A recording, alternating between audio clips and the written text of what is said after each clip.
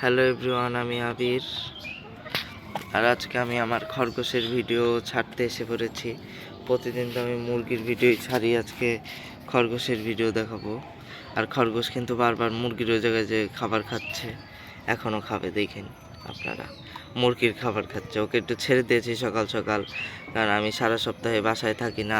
দেখুন লাল মুরগিটা একটু খেপে রয়েছে, যা আমাদের খাবার খেতে এসেছে, তেড়ে আসছে। এখন খরগোশের বিষয়টা হলো, খরগোশ যখন 2 মাস প্রায় বয়স, আমি তখন ওকে কিনে এনেছিলাম। এখন আমি পালন করলাম প্রায় 1.5 মাস। এখন ওর বয়স আছে 3.5 মাসের মতন, 3 মাস 3.5 মাস এরকম হবে আনুমানিক।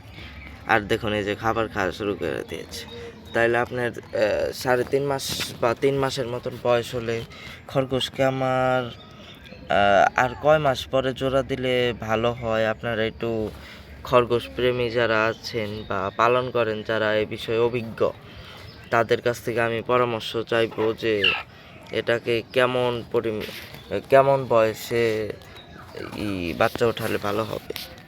আমার জানা মতে তো 6 মাসেই বাচ্চা ওঠানো যায়। আর প্রথমবারে খরগোশ কীরকম বাচ্চা দেয় এ বিষয়েও যদি কেউ একটু ভালোভাবে জেনে থাকেন তাহলে বলবেন। এগুলো বললে আমি বিষয়টা বুঝতে পারবো।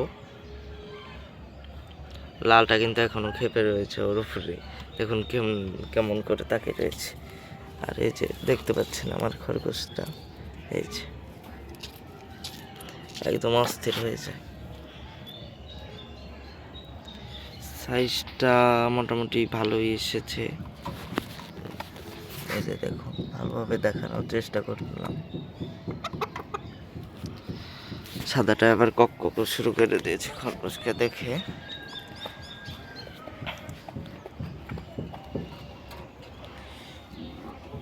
খরগোশকে একটু ছেড়ে দিলে, সব পোষা প্রাণী একটু ছাড়া থাকলে মন মেজাজ ভালো থাকে। এখন এটার বিষয়ে আমি যা জানতে চাইলাম, কেউ যদি বলতেন তাহলে আমি খুবই উপকৃত হতাম। কারণ আমি এর আগে খরগোশ পেলেছি, একটা পালতাম, 1-2 মাস পেলেছিলাম, তারপর সেটাকে কুকুরে খেয়ে ফেলছিল। নিচে পালতাম তখন, আমাদের বাসার নিচে।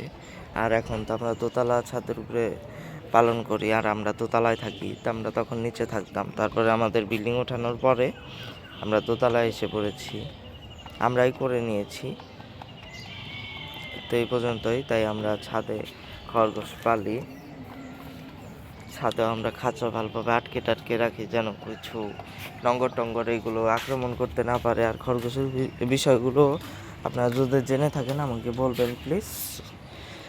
ভিডিওটি এখানেই শেষ করলাম। দেশি অ্যানিমেল চ্যানেলের পাশেই থাকবেন। সবাই সুস্থ থাকবেন, ভালো থাকবেন।